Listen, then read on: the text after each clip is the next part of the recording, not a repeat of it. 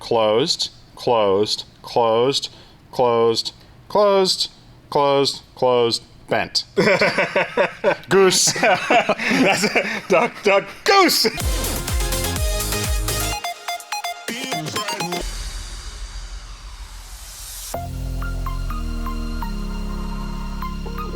So if you guys are new to my channel, thank you so much for watching. I really hope you enjoy it, and consider subscribing if those are the kinds of projects you like to see. That back there is my 1986 Yugo GV, and the engine is out of it. And in the last episode, I told you everything about that car and why it's the worst car in the world. So today we are going to be installing a ton of parts with my friend Jared over there. He is always down for these kinds of weird and sketchy projects, but what we have over here is not weird and not sketchy. There's just a lot of new parts and some used parts that we have to refurbish. So in the last episode, we kind of went over everything I have on the table. However, we do have an order of operations here at the shop. So what are we gonna tackle?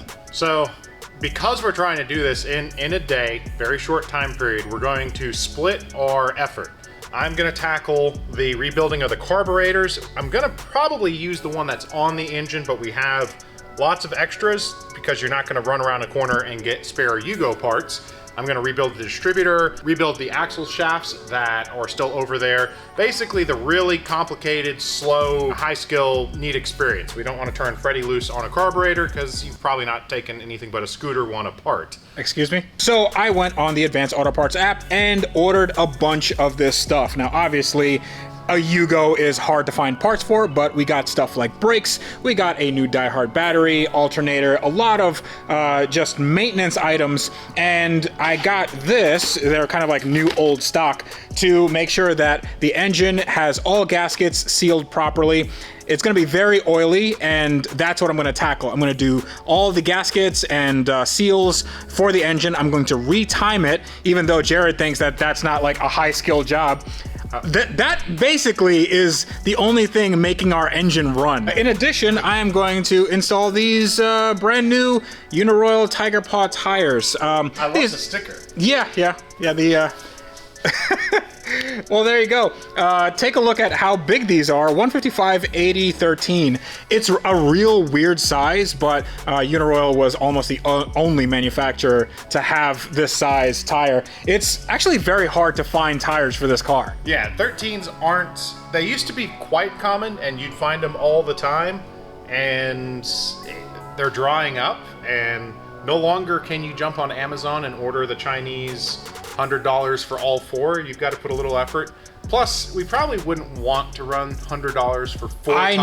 I never do any cheap tires. I mean, these are budget tires, but they're not cheap. Uniroyal is actually owned by Michelin. They make good tires.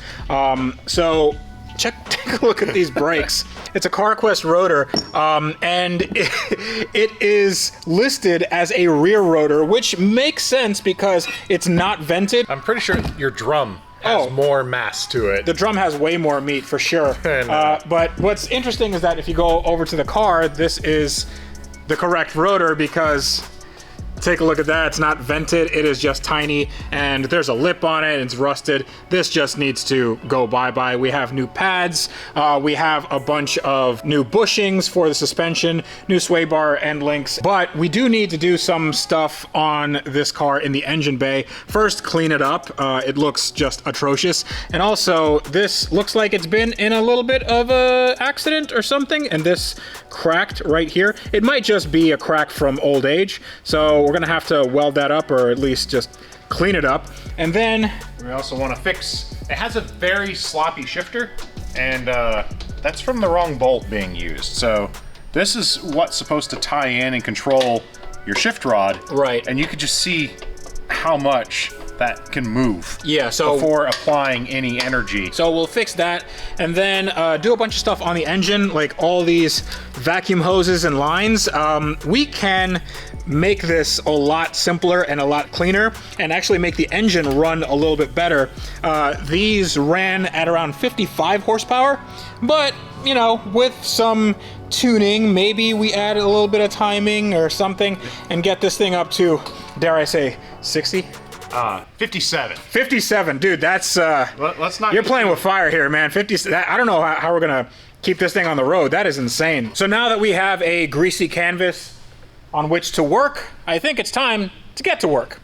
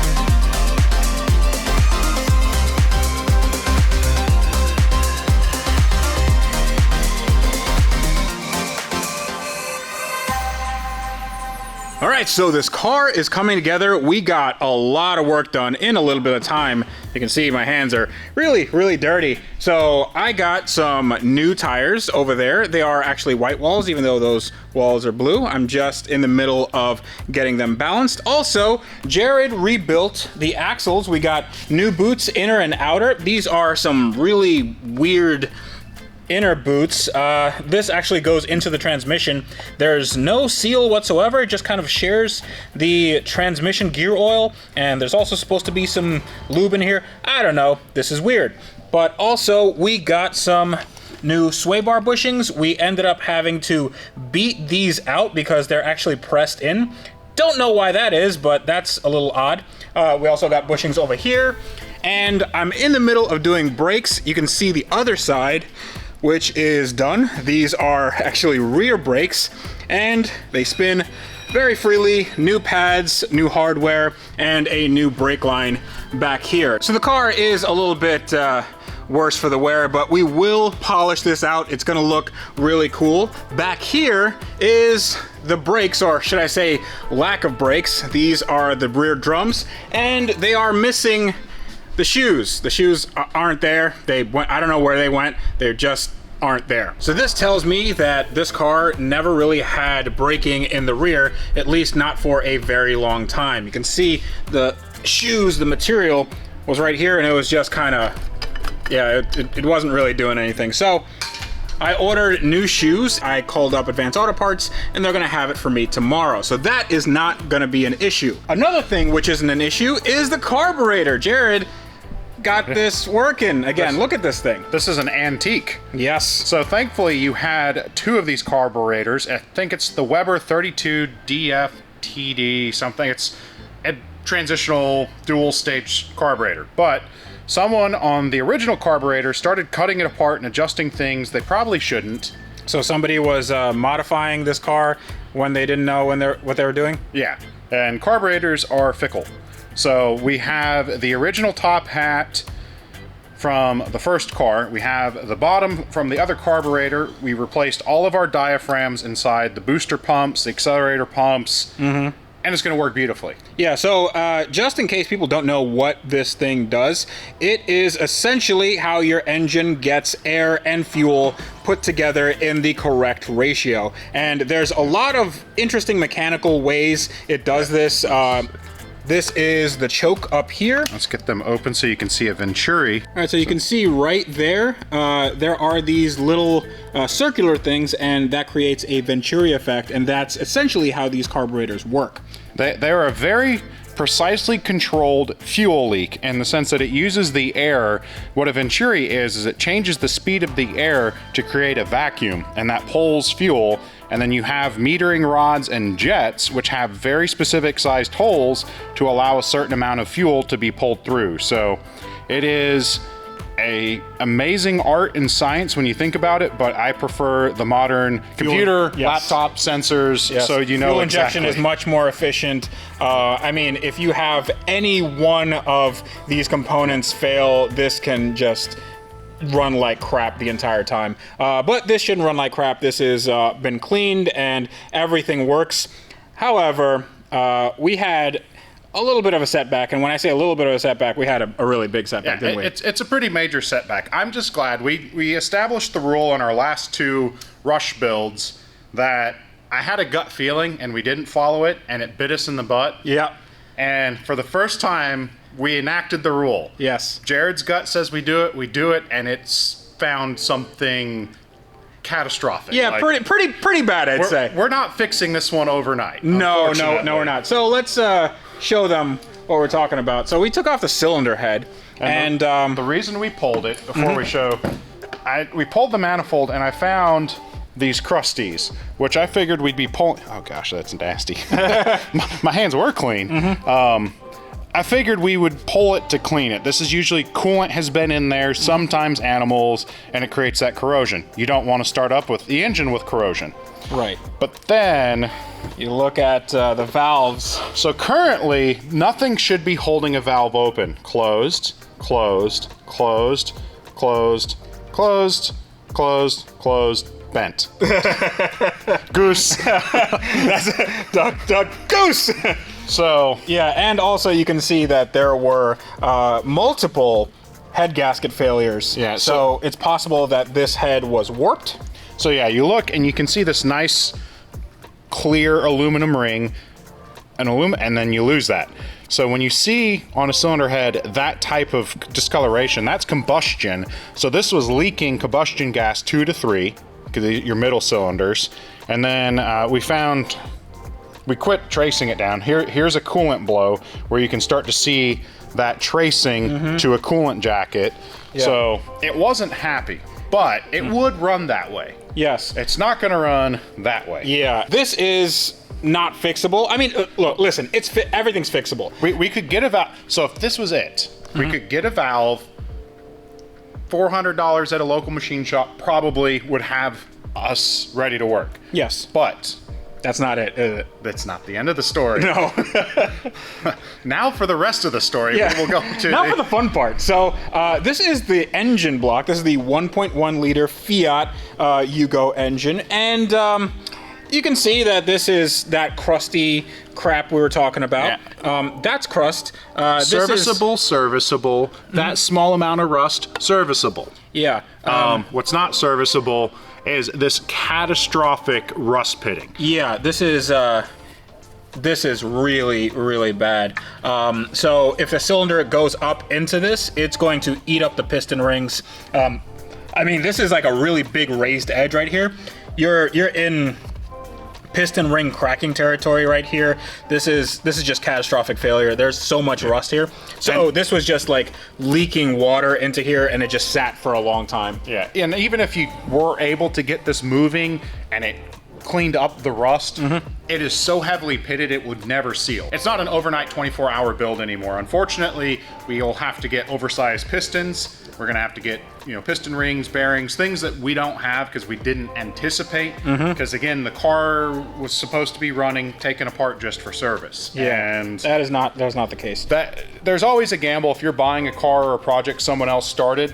Just go into it assuming the absolute worst, that you don't have anything usable, and if you have usable things, that's a bonus because then this happens. So what we have here is something that even if we did a overbore and we got new pistons, new rings, and we're probably going to find other things in the oil pan or like some bearings that need work, I think that I can find an engine faster than cleaning all this up and fixing this. And not only an engine for a 1.1 liter, but an engine for a 1.5 liter. Yeah. The Fiat X19 actually uses a 1500 or 1.5 liter engine, and that engine essentially bolts into the Yugo. Now I have to use stuff like the oil pump and the accessories and some other odds and ends. I have to use the flywheel and clutch, but it should bolt in and give us a little bit more power. Now it's not gonna be like crazy power, right, but it's going to be more is going to be very noticeable in this car. I was going to say the 1.5, I think, is 83, 84 horsepower?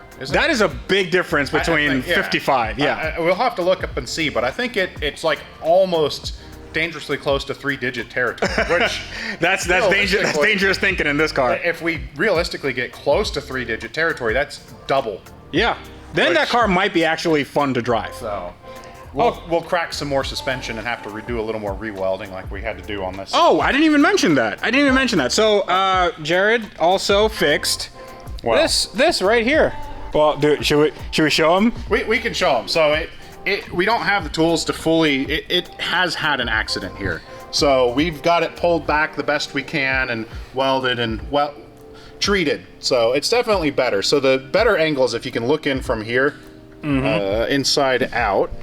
Maybe. Like so this section of metal was not lined up. This point was up to here. Yeah. So we were able to pull it down the best we could and get it mostly true and structural and safe. So yeah. So that's where the sway bar bolts in, and that is a major component of the suspension. So right now we are just going to get all of this cleaned up and then get this as a roller. I'll finish the brakes and do that just so this is all done. And we're gonna roll this off the lift, and then I'm gonna see what I can do about this engine. Honestly, I think I could probably get this done pretty soon. It's not gonna take too long. This is gonna go quick.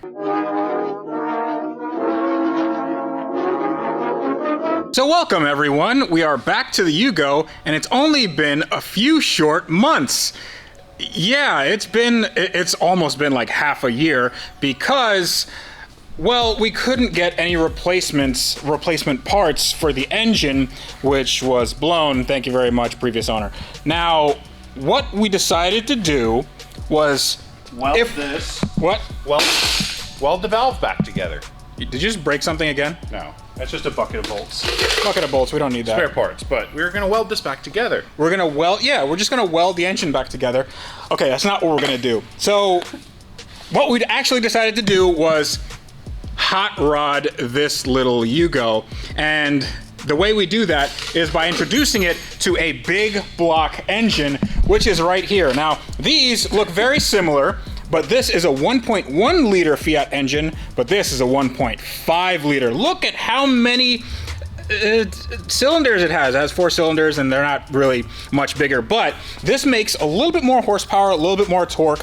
This is from a Fiat X19. I actually had to look around for quite a long time to get a good used known block, because I wasn't about to spend $6 grand on something that was blueprinted and all that stuff, because we can do that on our own. Well, you were going to, but it was going to take a year to get you the fully blueprinted 130 horsepower version. So we're going to build our own engine. Yes, and we don't know how much power it's going to make, but it's definitely going to be like twice as much as whatever came out of there. We're also going to replace all the accessories, and what I'm going to do is I'm going to paint everything here. Now, we went over to Advance and got even more stuff. I got primer for the engine, I got paint for the engine, It's going to be red because red is the fastest color and we need as much fast as we can get.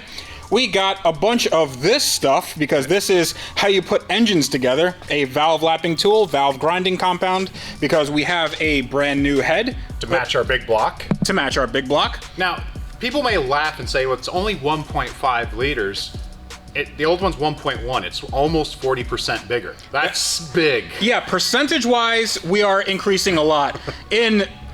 In absolute terms, really not that much. Percentage is all that matters. Yes. Go with whatever number is most impressive. We have a bunch of parts for maintenance here. We have fuel filters, oil filters, spark plugs, radiator hoses, and everything here could be found at Advance. We actually got some very rare brake parts in the back. The brake shoes, we found those at Advance as well. Yeah, and it took, actually no, that was in their catalog. We didn't have to cross-reference. If you entered the part number for a Yugo, they had a listing for rear brake shoes, which was awesome to get because those were very hard to find. Yes. And they had it in 2 days. Yeah, what I think we're going to do is I am going to start painting that engine. I'm going to tape that up. Then I'm going to work on the suspension because we're doing some interesting aftermarket bits to that. And Jared, I think, is going to get busy putting together all the mechanical stuff. Yeah, work on the head and everything. You know, it's going to be really fun.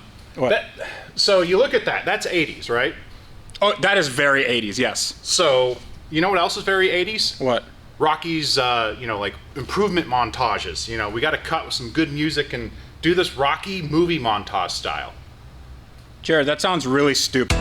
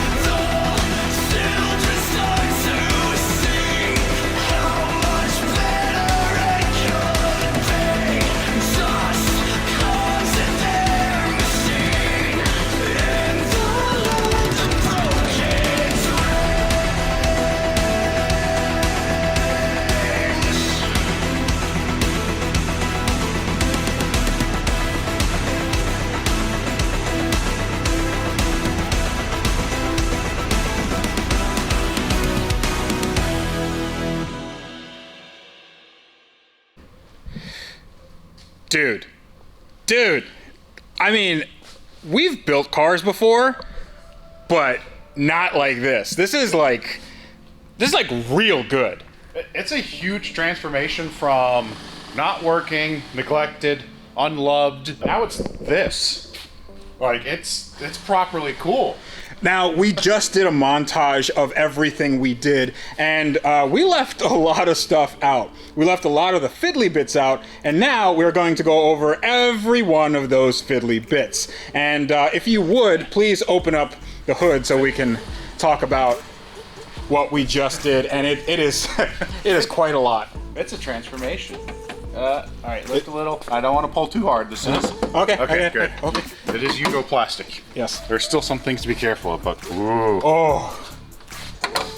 Okay, now, what you are looking at here is not the regular Yugo 1.1 liter. This is a 1.5 liter big block swap. The big block, and it sounds funny saying big block at 1.5 liters, but it's over 40% or right around 40% bigger than the old engine. The pistons are bigger. The height of the engine's bigger. Everything is bigger. You have a massive, well, almost massive camshaft. There's one larger, which is going to have a lot of overlap, which is going to make lots of high RPM power. Yes. This is good for the street, and it's exactly what we needed. Now, we also have some carbs. These are dual Weber carbs, and they are 2-barrel each. So essentially, each cylinder gets its own carburetor, which is really, really cool. It's almost like ITBs. Actually, it's exactly like ITBs. Yeah, it is ITBs, but instead of a fuel injector, it is a carburetor fuel leak. So we set up choke, custom throttle cable to make all of that work.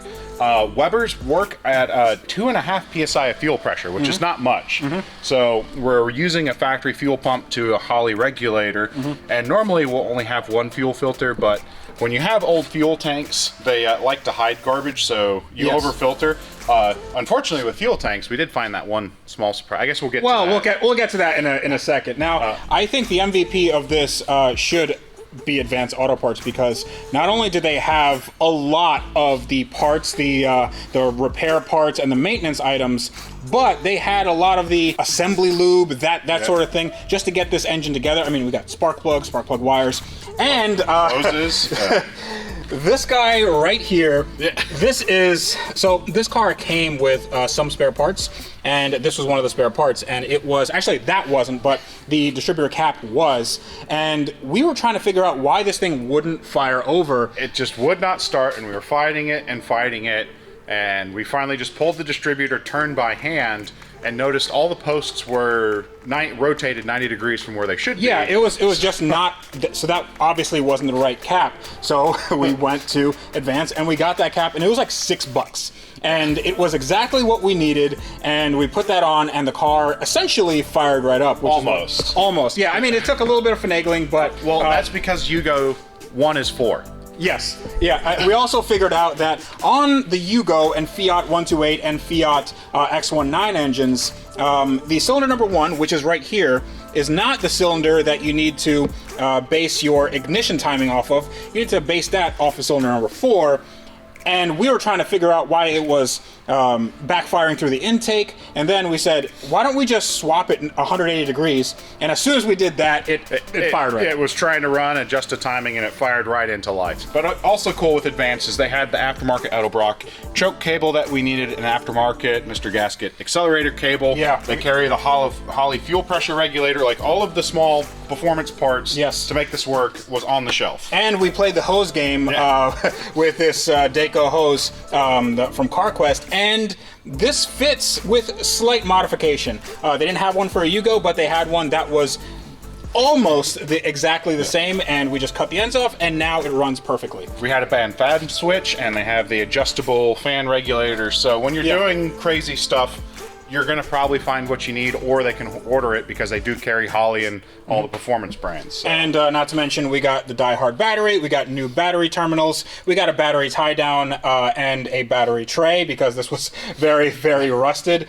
We did a full brake bleed with new fluid. That fluid looked like complete mud. It was so bad. Up here, we did a bumper delete. We got some aftermarket fog lights, and we got some universal trailer lights that are going to be used as side marker lights and indicators, which look really cool just floating there. And they work from Advance too, like. Exactly, yeah, and everything works. Now over here, we have some amazing rally-looking wheels. We have 4-piston brakes, new rotors. We had to do some modification to the fender. Now, I'm not sure, the jury is a little bit out on whether the fitment of the wheels is gonna interfere with the bodywork. It might, but it's a race car. It's gonna be a race car. It's gonna be, that's what we're going with. It looks way better than it did. It sits way better than it did. I think we're like 3 inches lower than we were before. Oh yeah, absolutely. Well, we could pick it back up on the lift. It's hilarious when you set it down the rear end. Suspension is so hard to droop. It sits like a foot off the ground. Yes. That's almost how the car just sat to begin with. We haven't done anything on the rear other than just maintain it. So we got brand new brakes in the back from Advance. We got drums and shoes and all the hardware. And I honestly haven't done anything other than cut that little piece off. Now, this probably could use a little bit of a narrower tire, but I think that is for another day. Oh, wait, you missed. Since we're standing here, do we want to talk about the sad thing? I don't want to get sad just yet. I'll get to the sad thing a little bit later. Okay. Now, another thing we did was the bottom of this car. We retouched it with some bed liner that we got from Advance, and that looks really cool. We also did the front of the car, and it just makes it look a little bit more stealthy and a little bit more race inspired. But I am really, really excited to get this on the road because this is going to a new home. This is, we're not keeping this car. This is going to somebody, and it's going to a very special somebody you've seen on the channel before, and he would absolutely love this car. I know that for a fact. And he'll be a really good steward for the car because it's not been loved, and we gave it a lot of love and an injection of life, and he will carry it on to perfection. Well, actually, one thing I did miss was we also got brand new headlights from Advance, and we got some Meguiar's polish to polish up this entire thing, and it actually does have some shine to it, which is nuts on a Yugo because it has a one-stage paint, and this paint has not been cared for. It has a ton of hail damage marks up at the top. So this is a very used car, but hopefully it will go to a good home. Now, having said that, let's talk about the bad. The bad. Yeah. Please reference the Wrench Everyday video where we talk about proper lift points. Yes. And you'll notice at no point do we mention using the gas tank as a lift point because don't. We found this out essentially like a few hours ago when we tried to put gas in it, and we realized that the previous owner, or one of the previous owners, used the gas tank as a lift point, and now that gas tank is leaking, which means that this car is not really safe to drive on the road. I really wouldn't want to do that. Not for a long drive. We threw a little bit of epoxy on as just to slow it because it was running out, and that slowed it to a drip. So we'll be able to drive it, make sure the carbs are in an okay state, and just kind of around a block. But despite our best efforts, you can't find a Yugo gas tank around the corner in Central Florida. So that's on order. It's going to be going with its new owner, but I don't have that part yet. And we also found an issue with the front tie rods, correct? Tie rods or steering rack. When we were testing and feeling things loose, there was nothing too alarming until we went to really set the toe and adjustment on the alignment for the lowered suspension. And you can wiggle the right side inner tie rod, and it wiggles also the left side tie rod. Well, let's just move the steering wheel a little bit, and you can see. Hear it. Yeah, you can definitely hear it. Well, you can see the tie rod from in the inch bay too. But, that's a good noise for your suspension and steering. Yeah, and you can probably see that right there. So that's the tie rod just being loose in the steering rack, which is another reason why I really don't want to drive this for a very long time. Working on this car was much harder than working on this McLaren. Like, the McLaren is fine. It's very, everything's kind of straightforward. It's very complicated. It's a very electrically and hydraulically complicated thing. But man, this thing gave us so much more of an issue, but I think it'll be worth it. Let's go for a drive. Listen to this beast. Dude, first of all, throttle response? There's more noise coming from here than there is from there, though. Let's put our seatbelts on, because you can never be too safe. Yeah. Do you feel safe with that? Yes, very. I feel very safe in this car. Okay. So it hasn't gone past the cold mark. I think it could just be the gauge, because yeah. we set the cooling fan to when the hoses felt warm. Okay, so I'm not worried. The choke's off, so she's still a little hiccupy because there's a little temperature to be had, but... We could probably adjust this clutch a little bit, but let's see. Oh, first of all, it goes in the gear. Yeah. Wow. Just kind of wandered. Yeah, I mean, it was never like a super notchy thing anyway, but now, I have gears, dude. Oh, man. Whoa. Oh, I have a driving and running Yugo. Whoa. This steering is so vague. Oh boy. Yeah, those tie rods absolutely need to be replaced, like right now.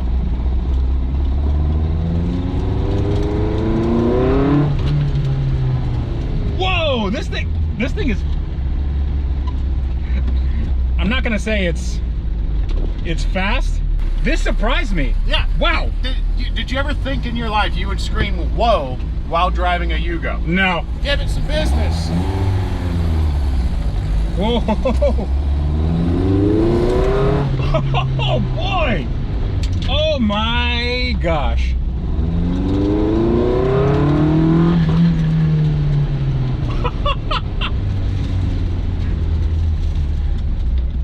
All right, I believe this is neutral. Yep, okay, yeah, because that's a gear. The finest car Yugoslavia ever made, probably. I don't know much about Yugoslavian cars. Into second, yes! Into third. I think this is third. Third, yes! This steering needs some work. This steering absolutely needs some work. And we don't have a mirror on this side. It got knocked off. Oops. Tell you what, I mean, other than the steering being a little vague because of that tie rod, this thing is very sorted. Ooh, I spoke too soon. It also smells a little bit like fuel because of that fuel leak. So we need to get a new fuel tank. But that is going to be a project for the next owner. For now, I think we're okay. But let's see if I can make the tire squeal a little bit.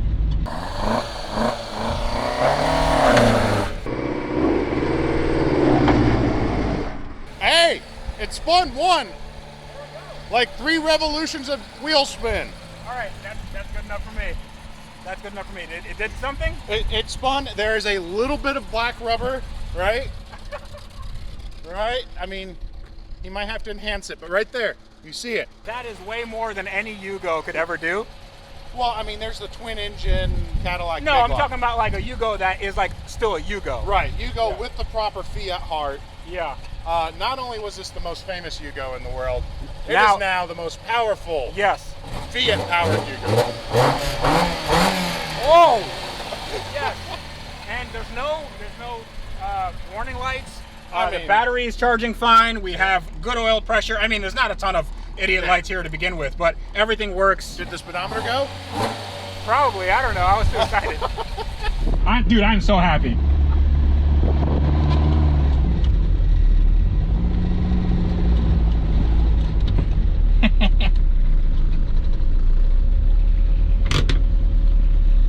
Woo. Woo. That like echoes. Yes. That sounds so... And the fan's on, yeah. Woo. Say hello to your new Yugo GV.